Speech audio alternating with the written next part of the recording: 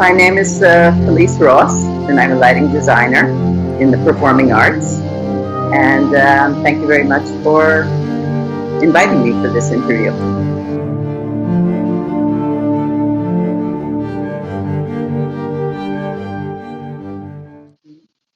So first question is going to be about the past. I remember when I started, it was around 13 or 14 years ago.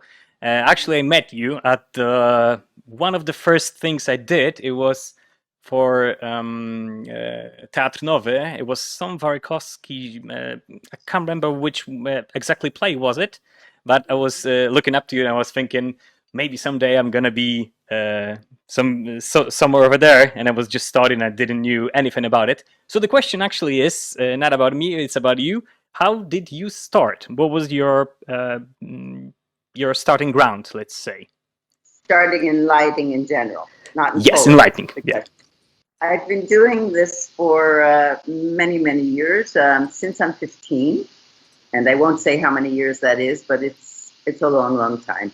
I started I grew up in New Jersey, in America, and outside of New York. And I always loved theater, but never, ever wanted to be on the stage. And I've told the story many times. When I went to high school, we moved to a new city, and there was quite a progressive high school with lighting equipment, probably better than a lot of the stages off Broadway of New York. And I saw that there was a meeting for a technical team, for a stage crew. And I went to the meeting and they said, a girl. And the teacher who was in charge told me that there was no insurance for females on the crew. And at that time, that was a sign of war for me. So of course I fought for it. And to make a long story short, he made my life hell for the first half of the year, and then he made me co-captain of the crew. And I'm sure that I'm the only person who went into it professionally. And I tried everything in the technical side of theater, and I immediately fell in love with the light. And I've been doing it ever since, and I'm totally blessed in the fact that I still love it. And yeah.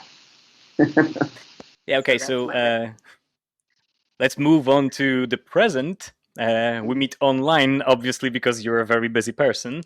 And right now you're in Israel. And in the meantime, you've visited other towns like Munich and Venice and probably more. I don't know exactly. But the question actually is about, it was somehow connected to Poland. If you can tell about it, what you were doing in there that was connected to Poland.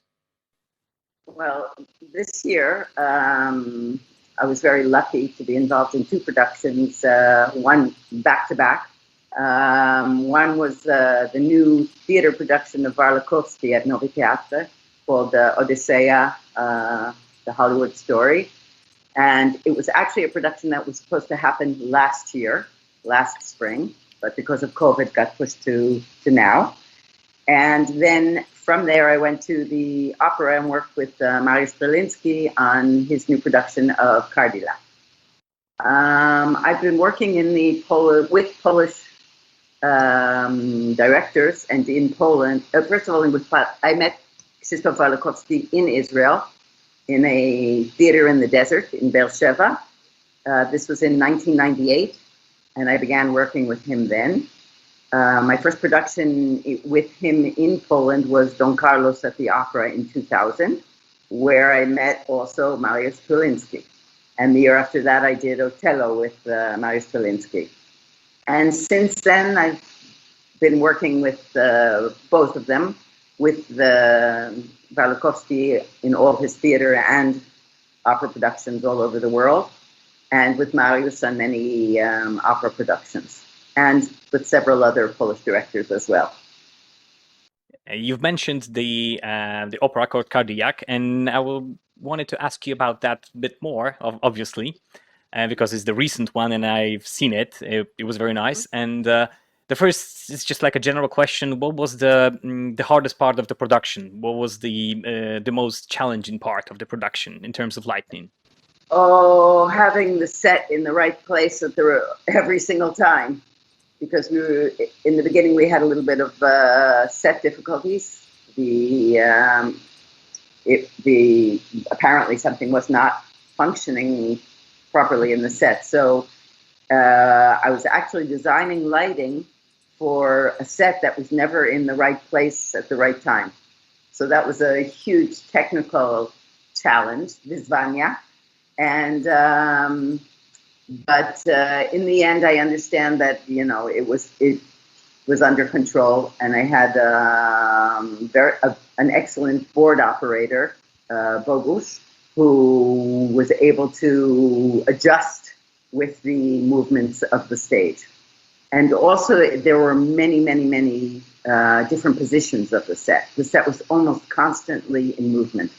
And this is a huge challenge for lighting. Yeah. So actually, you've just answered my next question, which was how difficult it is to create lighting for a moving and rotating platform at the same time. So, well, I'm guessing it was challenging, very challenging. I cannot even imagine. Yeah, it's very, very challenging because you want to get the timing.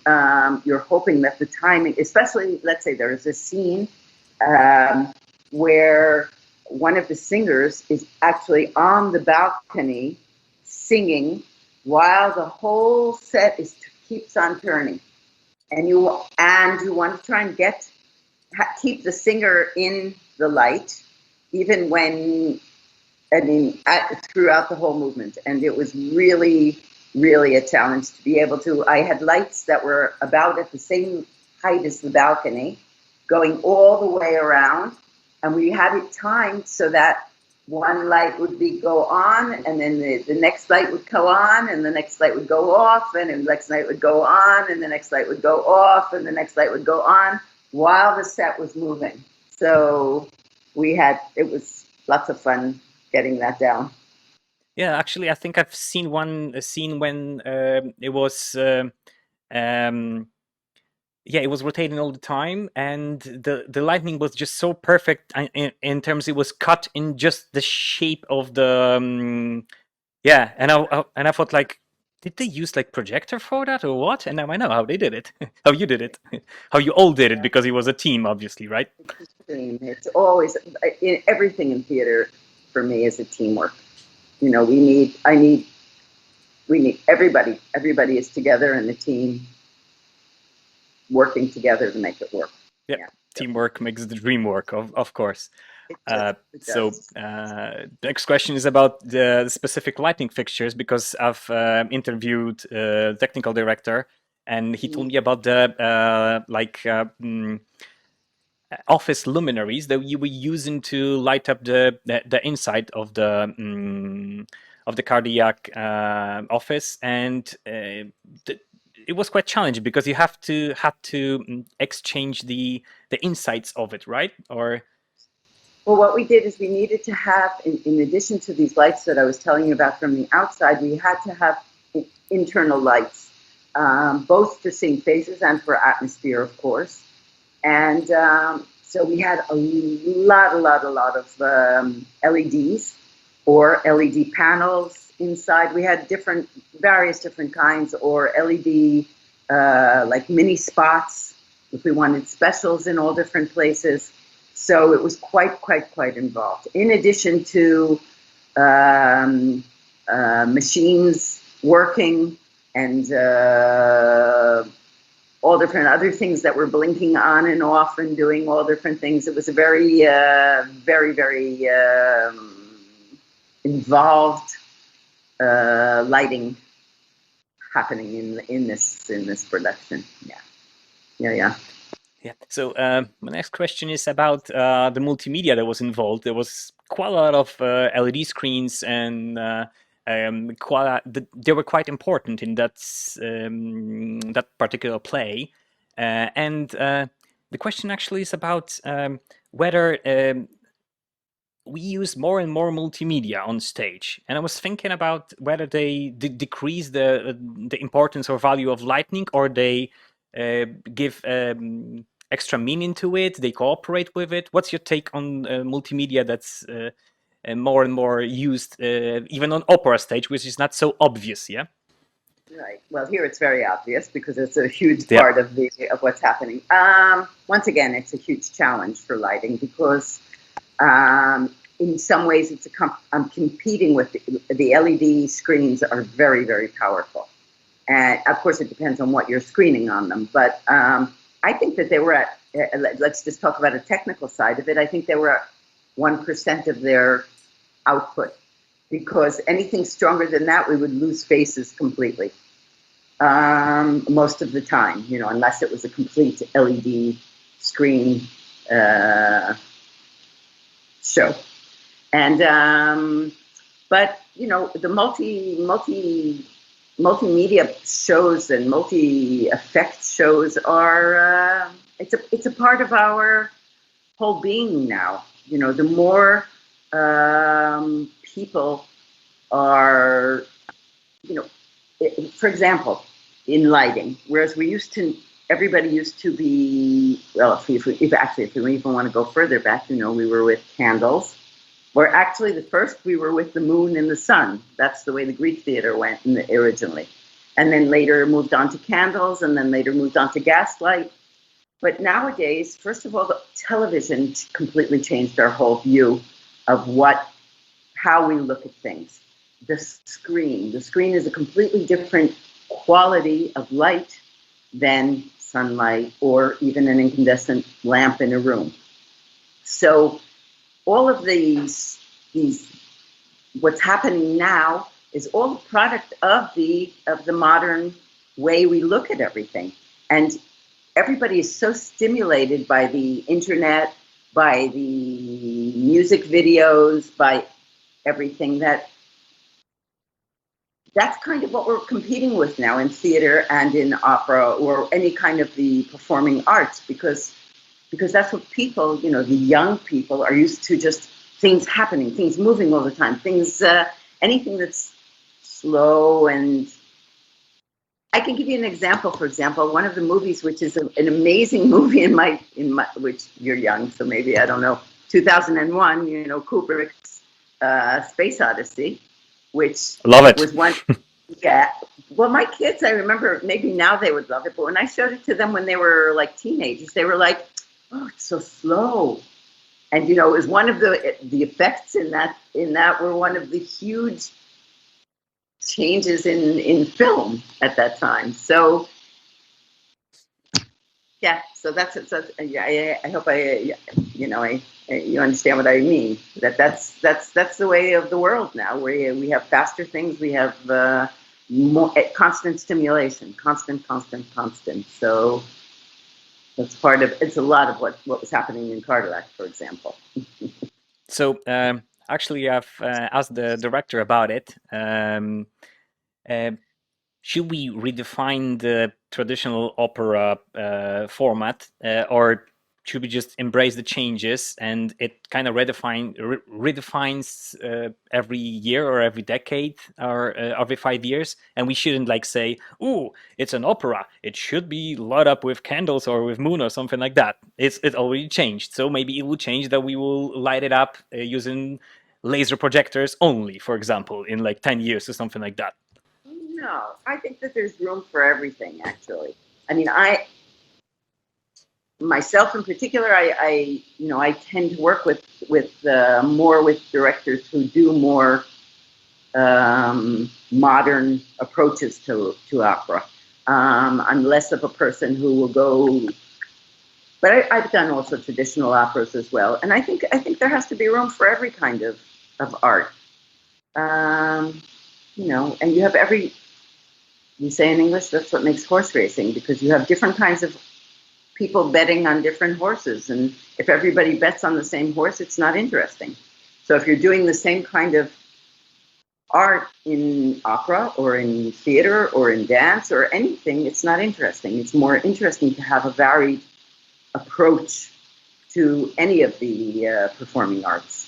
In any of the arts in general, the same thing as painting, the same thing in sculpture, any kind of art. The more varied, the more interesting. And you have to, I think it's, theater, performing arts is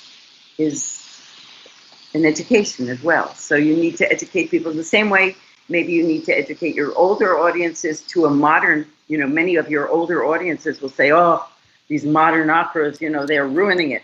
So you have to educate them to open their horizons, to accept the modern, but you also have to use, you have to speak with the younger audiences and widen their horizons to look at what the past is.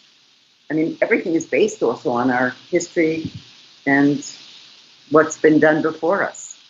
That's why we go back and we learn Greek theater. Yep. Let's hold that thought about the future, because actually my next question is about the future, about tomorrow, Stage of Tomorrow, because you've been to Stage of Tomorrow, as I remember. It was more than 2 years ago, roughly, I think. Stage of Tomorrow event in the Grand Theater. Yes, it was fantastic. Yes. Yeah. So let's talk a little bit about that, about the Stage of Tomorrow.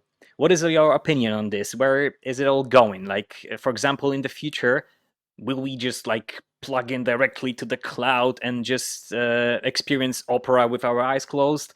Or maybe it's going to be a different approach. Maybe it's going to be like one-to-one actor and me, a virtual live theater experience, which is going to be a lot different than it is right now. Where is it all going, do you think?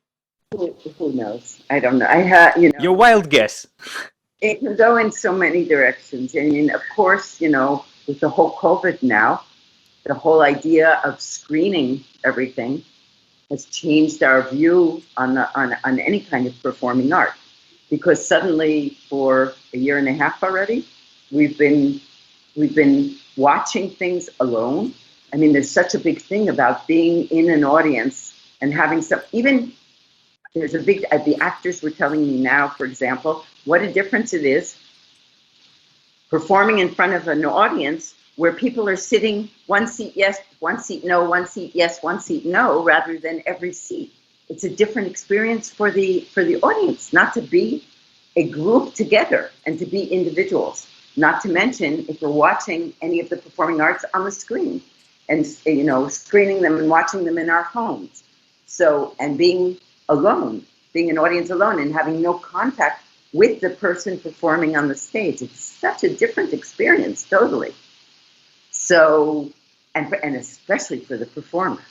I mean, there's a big difference for a performer, even now, us talking to each other. It's a lot different than face-to-face, yeah. It's a lot different than being in a room together and shaking hands before kissing before we sit down to talk. And it's a whole other world. And we don't know how long this world is going to be in existence like this.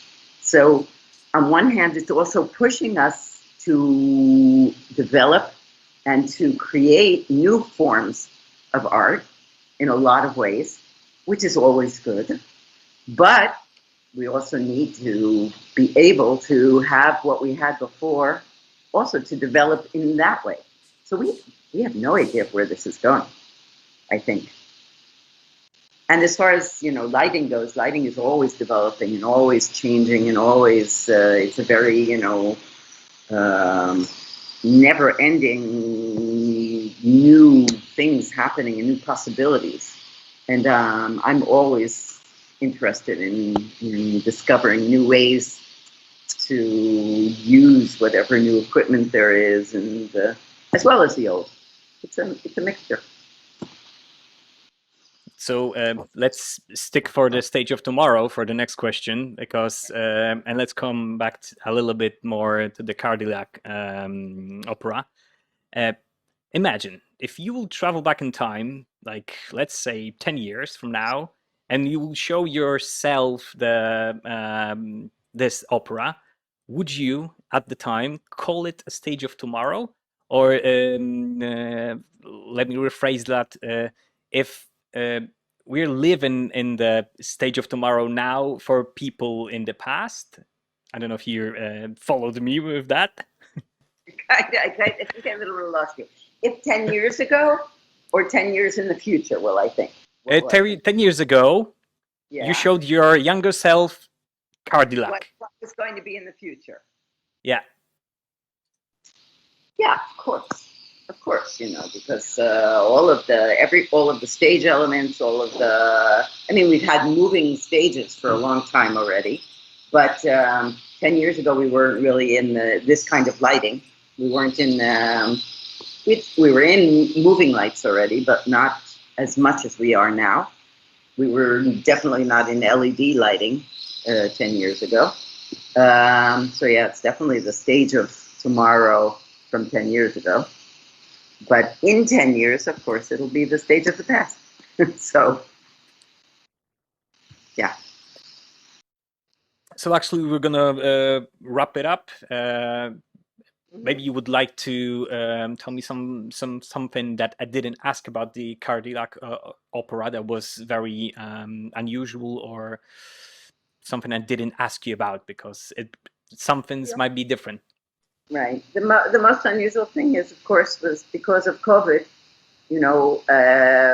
We didn't have the premiere when it was supposed to be, and we couldn't have an audience actually at the first premiere. They did have one a few weeks later, a month later or 2 months later, which unfortunately I couldn't be at because I was already in another production. But so that the whole time of COVID was I think had a big effect on what we were doing as well. But I think we covered most of the plan. Yeah. What was going on there? Yeah. Actually, I forgot to ask you a general question about working in our country, because you work both in our country and in different countries. So how do you like it? First part of the question, isn't the language a barrier, a problem? And how do you enjoy Poland in general in terms of how helpful the people are, or I don't know, the food, or whatever you would like to share? Well, obviously, after 23 years of working with Polish people and 21 years of working in Poland, I think that says for itself that I do enjoy it very much.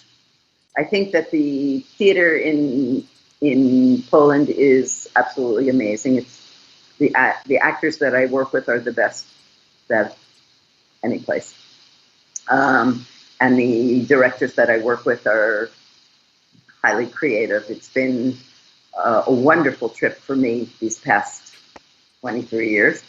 And the soups in Poland are fantastic, and all the different mushrooms are amazing. Pierogi. Pierogi also, but I love chłodnik is my favorite. Chłodnik, yeah. Wait for the spring, summer for that.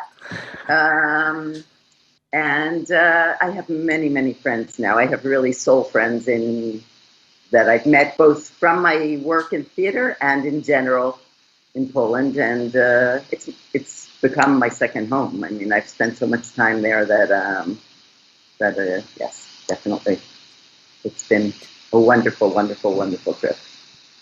So a follow-up question, because you did so many things. You've light up so many stages, operas, and events and so on.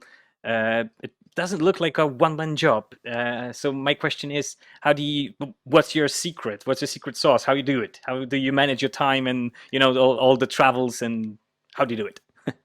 It's it's not easy all the time. But I've been very, very lucky in my life. I've been very lucky with the people that I've met and the people I've worked with. And as far as managing time, it's been I also have two grown children as well. So I've been very lucky that I was able to do both that together with making a professional career, an international career, and. I don't know how I did it. I don't know how I do it. But you did it. You're here, yeah, and you're well known in the industry, and everybody looks up at you and thinks like, "Whoa!" Thank you very much. One of the questions about Poland, it's been also a very interesting thing, because it's such a different world than when I started in 2000 in Poland. I mean, if I think of the first time that I came to work at the opera, compared to what we did now in Cardillac, I mean, it's a whole nother world, completely another world. Technically, both equipment and the people too. The people have, you know, it's I can't even begin to tell you what a big change it's been, and it's been wonderful to see also, and it's been wonderful to have been a part of it, and to feel a part of it as well. And I feel really a big part of the scene happening in Poland, and I'm very proud of it as well. Yes. Okay, so I'd like to thank you a lot for your time, and thank you for speaking with me. I hope next time we will have the opportunity to speak live. I invite you to participate in our Stage of Tomorrow Scena Jutra online thing, which is like the Polish thing about the technical part of and partly the artistic part as well, because the lightning is like a form of art. Actually, you're an artist, if you think about it. You're a technical person, but an artist as well. Yep. Oh, I'm definitely I'm first an artist and then a technical person. Definitely, the art, the design, light design is definitely an art. Definitely. So people have to think about it. Yes, definitely. Basically, we lighting designers choose what the audience sees and doesn't see. So, and how they see it, and it's definitely one of the biggest compliments that I ever got was when somebody wrote that I paint the stage with my light. That's quite beautiful, painting the stage with light. Painting the stage, and that was the biggest compliment that I've ever gotten. So, yeah. So I wish you to have many canvases on stage that you can paint on your beautiful lighting. Thank you a lot. Okay, dziękuję bardzo. Dziękuję. Do widzenia.